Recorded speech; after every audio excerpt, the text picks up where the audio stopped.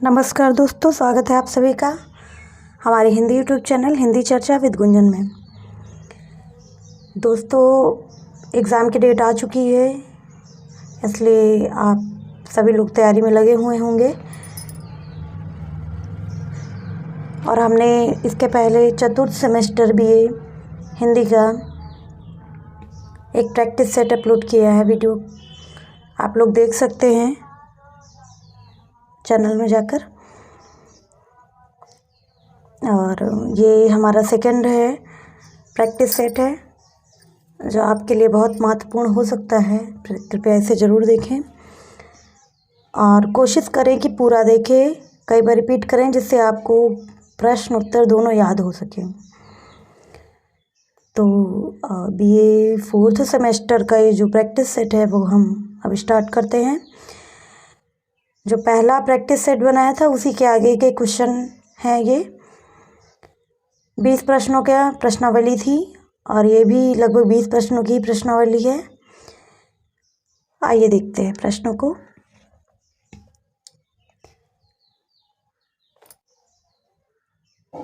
प्रश्न संख्या 21 प्रश्न संख्या है। प्रश्न है, अनुवाद में हानि का एक अन्य कारण है। अनुवाद में हानि और लाभ। अनुवाद में हानि का एक अन्य कारण है, तो कौन सा अन्य कारण है? वो है अअनुवादनीयता। ये अनुवाद में हानि का एक कारण है।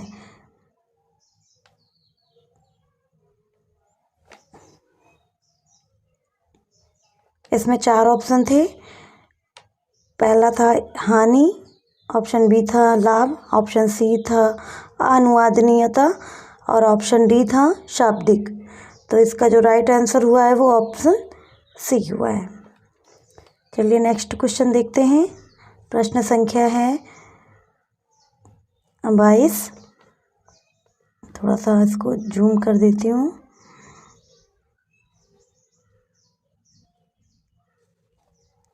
प्रश्न है, युगों से कई भाषाओं में अनुवादित किया गया है। प्रश्न संख्या 22 है। प्रश्न है, युगों से बीच में डॉट डॉट है, कई भाषाओं में अनुवादित किया गया है। ऑप्शन ए पुस्तकें, option B Bible, option C Bhagavad Gita, option D Quran. यहाँ पे प्रश्न ये है कि कौन सा ऐसा ग्रंथ है या ऐसी पुस्तक है कि कई भाषाओं में जिसका अनुवाद किया जा चुका है अब तक। तो इसका राइट आंसर होगा ऑप्शन बी बाइबल। बाइबल आप लोग जानते हैं ईसाइयों का ये धार्मिक ग्रंथ है और इसे ही बहुत सारी भाषाओं में अनुवादित किया गया है। अगला प्रश्न है प्रश्न संख्या 23। प्रश्न है, यहाँ पर डॉट डॉट है, फिलिंग द ब्लैंक्स है, के विचार को 17वीं शताब्दी में देखा जा सकता है। के विचार को 17वीं शताब्दी में देखा जा सकता है। इसमें ऑप्शन है, option A decoding, option B re encoding, option C मशीनी अनुवाद, ऑप्शन डी इंटरलिंगुअल।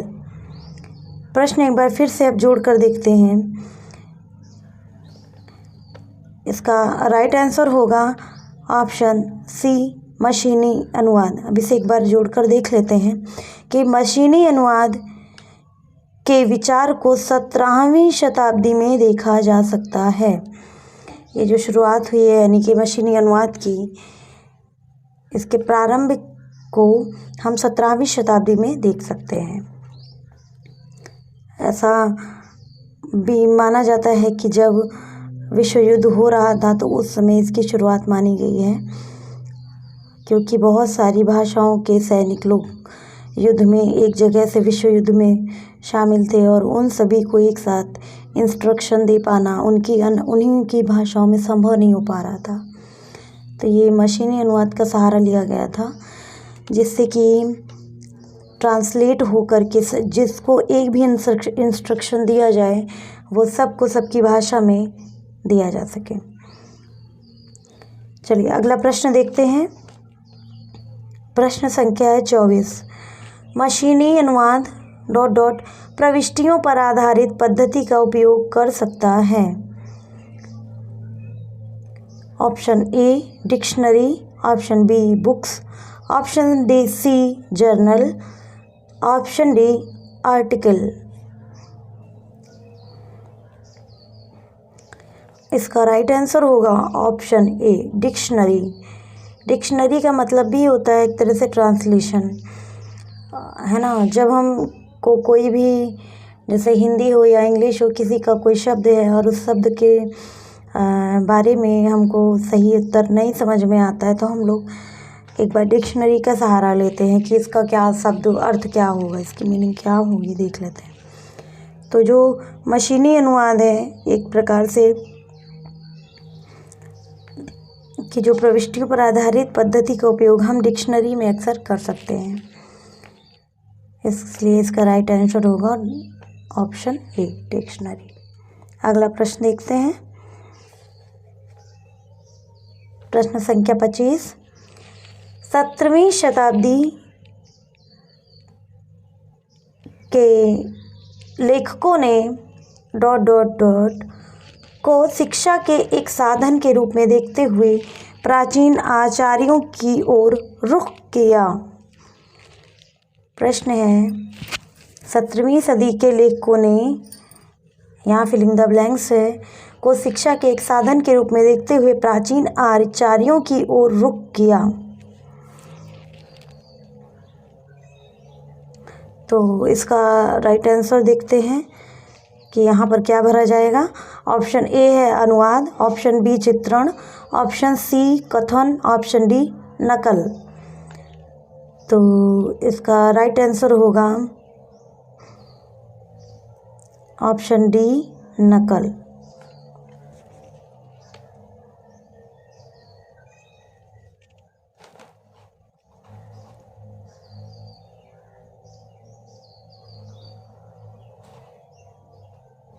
अगला प्रश्न देखते हैं। प्रश्न संख्या 26। हानि और लाभ प्रक्रिया का हिस्सा है।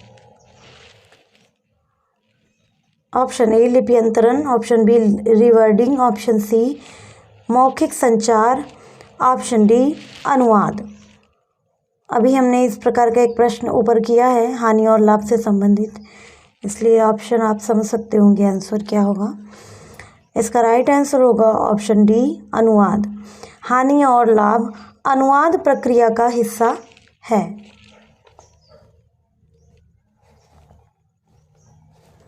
प्रश्न संख्या 27।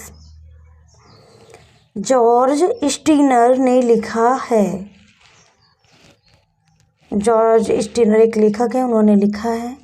क्या लिखा है ये हमें बताना है। ऑप्शन ए है बाइबिल, ऑप्शन बी अनुवाद अध्ययन, ऑप्शन सी बाबिल के बाद, ऑप्शन डी उपरोक्त में से कोई नहीं। इसका राइट आंसर होगा ऑप्शन सी बाबिल के बाद।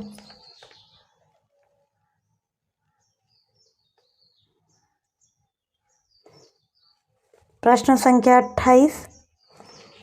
यहूदी बाइबिल पुराना नियम मूल रूप से लगभग पूरी तरह से ... में लिखा गया है। इसमें आपको बताना है कि यहूदी बाइबिल जो पुराना नियम मूल रूप से लगभग पूरी तरह से किस में लिखा गया है। ऑप्शन ए है Hindi, option B Tamil, option C Hebrew, option D Norton. तो इसका राइट आंसर होगा ऑप्शन सी हिब्रू। हिब्रू एक लैंग्वेज है, उस लैंग्वेज के बारे में इसमें पूछा गया था, तो यहाँ पर आपका आंसर होगा कि हिब्रू में लिखा गया था यहूदी बाइबिल पुराना नियम मूल रूप से। चलिए अगले प्रश्न की ओर बढ़ते हैं। प्रश्न संख्या 29, मूल भव्य अंग्रेजी अनुवाद था। यहाँ पहले क्या भरा जाएगा ये देखना होगा। ऑप्शन है A Bhagavad Gita, option B Bible, option C Wycliffe Bible, option D cry the more. इसका राइट आंसर है ऑप्शन ए भगवत गीता। भगवत गीता जब मूल भव्य रूप में लिखा गया तो अंग्रेजी अनुवाद इसका सबसे पहले किया गया। सबसे पहले इसका अंग्रेजी अनुवाद किया गया था भगवत गीता का।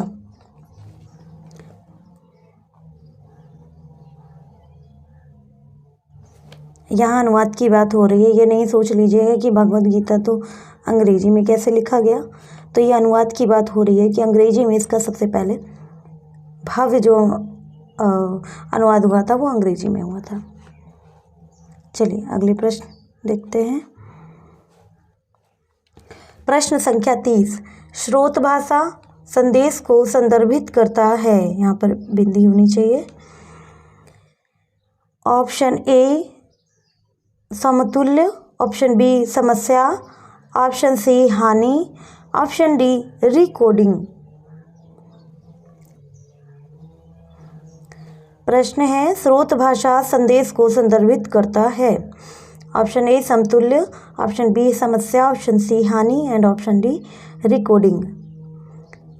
तो इसका राइट आंसर होगा ऑप्शन ए समतुल्य।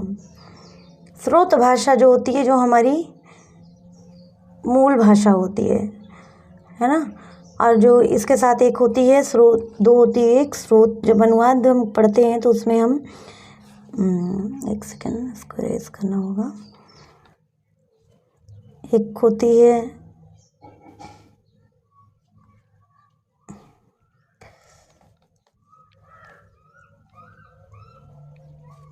स्रोत भाषा,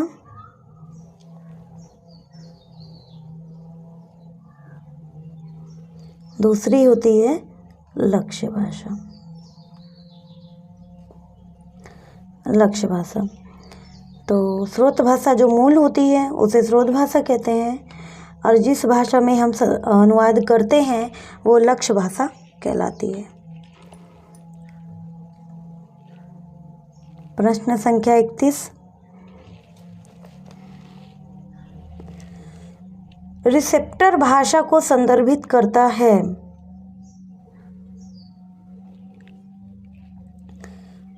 इसमें ऑप्शन है ऑप्शन ए सांस्कृतिक, ऑप्शन बी स्रोत भाषा, ऑप्शन सी भाषा और ऑप्शन डी स्वाभाविक।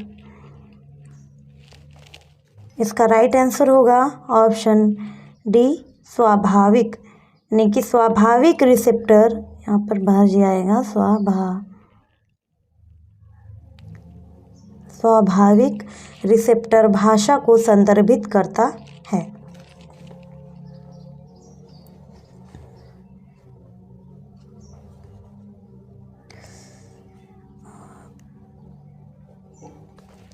प्रश्न है 32वां, अनुवाद में ... महत्वपूर्ण भूमिका निभाता है। ऑप्शन ए देश, ऑप्शन बी संस्कृति, ऑप्शन सी परंपरा, ऑप्शन डी लोग। कि अनुवाद में महत्वपूर्ण भूमिका कौन निभाता है? तो इसका राइट आंसर है ऑप्शन बी संस्कृति। जब हम अनुवाद करते हैं तो इन सब चीज़ों का हमें ध्यान रखना होता है।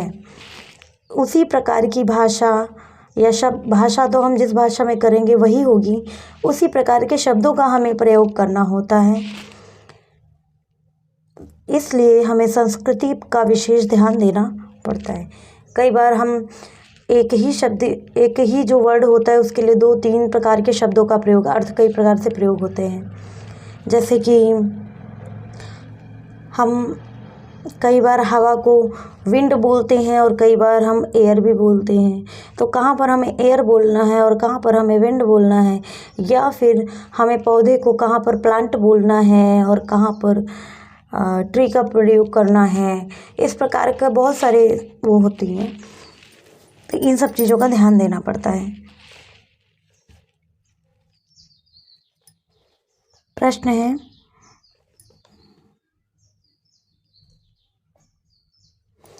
प्रश्न संख्या 33, एक अनुवाद एक अद्वैत रचना नहीं है बल्कि एक ... है। ऑप्शन ए विश्लेषण, ऑप्शन बी परंपरा, ऑप्शन सी व्याख्या, ऑप्शन डी भाषा। तो यहाँ पर इसका राइट आंसर हो जाएगा ऑप्शन सी। अब इसका उत्तर फिर से देखते हैं। एक अनुवाद एक अद्वैत रचना नहीं है बल्कि एक व्याख्या है।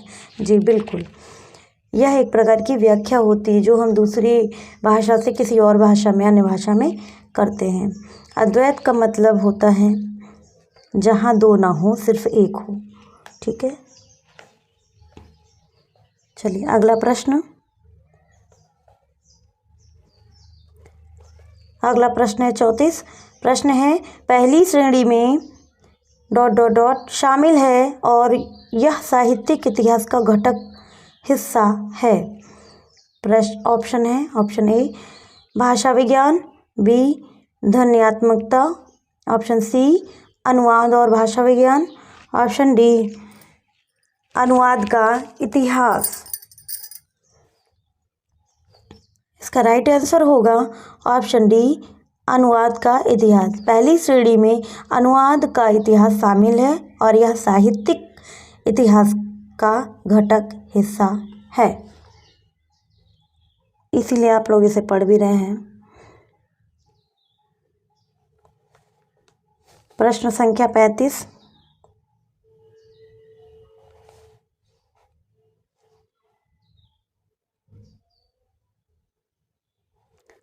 प्रश्न है, ... को एक काव्य पाठ में अप्राप्य या अधिक सूक्ष्म रूप से कहा जाता है। इसका ऑप्शन देखिए आंसर का। ऑप्शन ए कविता, ऑप्शन बी गद्य, ऑप्शन सी नाटक, ऑप्शन डी शब्द। इसका राइट आंसर है ऑप्शन ए कविता। कविता को एक काव्य पाठ में अप्राप्य या अधिक सूक्ष्म रूप से कहा जाता है। बिल्कुल, कविता अति सूक्ष्म है, अगर हम उसके भाव पर नहीं पहुंच पाए तो हमें अनुवाद करना अत्यंत कठिन हो जाएगा। प्रश्न संख्या है 36। कविता और अनुवाद, कविता अनुवाद की ओर एक ... रचनात्मक दृष्टिकोण अपनाते हैं। ऑप्शन है, ऑप्शन ए नकारात्मक, ऑप्शन बी निराशावादी, ऑप्शन सी आशावादी, ऑप्शन डी गलत। तो यहाँ पर जो सही उत्तर है ऑप्शन सी आशावादी। कविता और अनुवाद, कविता अनुवाद की ओर एक आशावादी रचनात्मक दृष्टिकोण अपनाते हैं। बिल्कुल, हमें कविता आशावादी बनना सिखाती भी है और इसी दृष्टिकोण को हमें लेकर चलना भी होता है।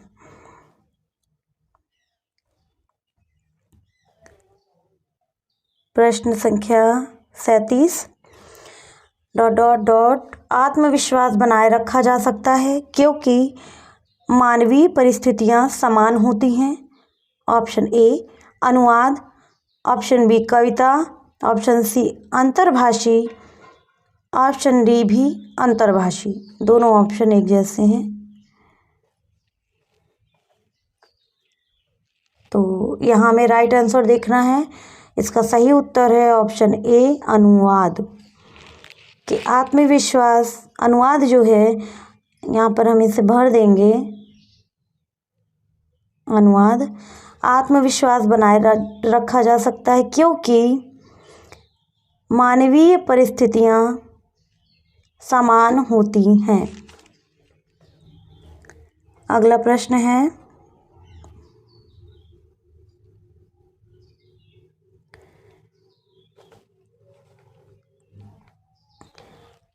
अनुवाद सिद्धांत की प्रवृत्ति ...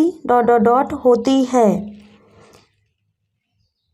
ऑप्शन ए प्रभावी, ऑप्शन बी अभिव्यंजक, ऑप्शन सी सामान्य, ऑप्शन डी उपरोक्त में से कोई नहीं।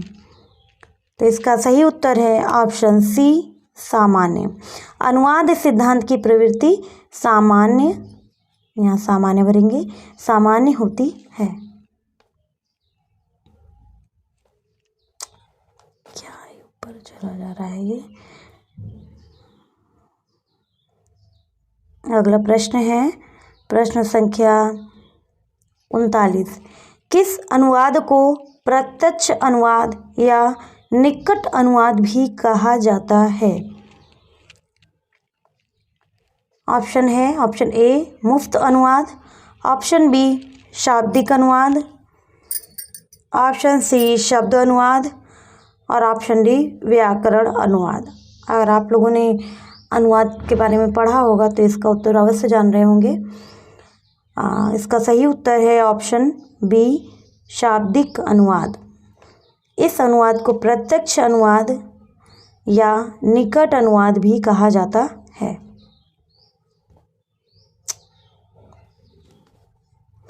अगला प्रश्न है प्रश्न संख्या 40 और ये हमारी प्रश्नोत्तरी का आखिरी प्रश्न है। प्रश्न है ... को स्रोत भाषा और लक्ष्य भाषा का ज्ञान होना चाहिए।